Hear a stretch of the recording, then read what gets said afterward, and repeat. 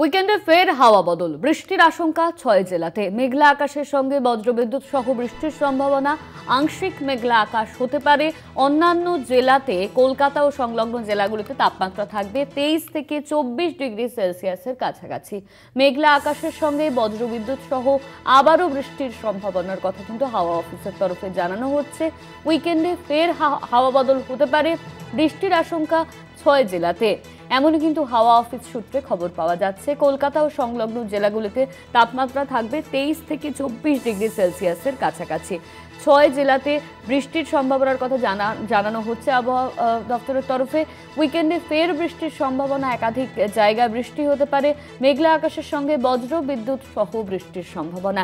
এই নিয়ে আমরা বিস্তারিত জানবো। আমাদের সঙ্গে ফোন লাইনে রয়েছেন আমাদের প্রতিনিধি শাশ্বতী রায়। শাশ্বতী, উইকেন্ডে ফের হাওয়া বদল হতে পারে, বৃষ্টির আশঙ্কার কথা জানানো হচ্ছে হাওয়া অফিসের তরফে, কি জানতে পারছো? একেবারে দেখো, একটি ঘূর্ণাবর্তের অবস্থান রয়েছে, যার ফলে কিন্তু এই হাওয়া বদলের সতর্কতা দেওয়া হয়েছে ইতিমধ্যেই।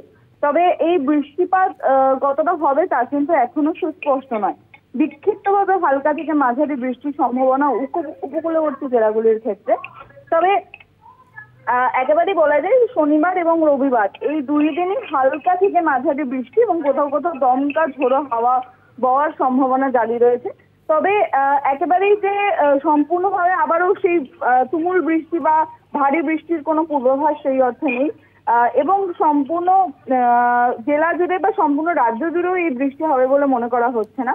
তবে উপকূলের যে জেলাগুলি, অর্থাৎ ২ চব্বিশ পরগনা, ২ মেদিনীপুর, ঝাড়গ্রাম, এই জেলাগুলির ক্ষেত্রে কিন্তু বৃষ্টির সম্ভাবনা আছে বলেই জানাচ্ছে আলিপুর আবহাওয়া দপ্তর। তবে শনিবার থেকেই কিন্তু এই পরিস্থিতি তৈরি হতে পারে এবং নিম্নচাপের অবস্থান বা তা কতটা সুস্পষ্ট হবে তার উপরে কিন্তু নির্ভর করছে এই বৃষ্টি।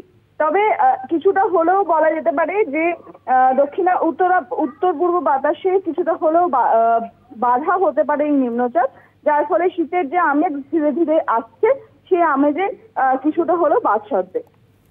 ধন্যবাদ তোমার শাশ্বতী। আমাদের সঙ্গে ফোন লাইনে ছিলেন আমাদের প্রতিনিধি শাশ্বতী রায়। শীতের যে আমেজ আসছে সেই আমেজে কিছুটা হলেও বাদ সাধতে পারে এই বৃষ্টি।